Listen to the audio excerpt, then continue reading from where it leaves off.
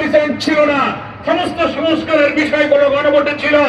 5 কোটি মানুষ ভোট দিয়ে আপনাদের নোট অফ ডিসেন্টকে বাতিল করে খারিজ করে দিয়েছে।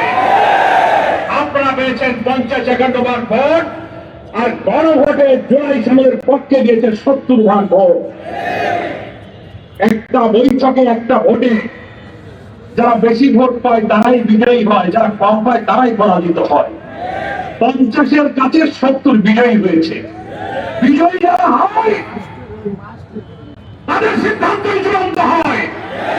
আপনারা 8-10টা পয়েন্টে নোট অফ ডিসেন্ট যদি দিয়েও থাকেন, সেইটা ঐক্যমত্য কমিশন গণভোটের ব্যালটে অন্তর্ভুক্ত করে নাই।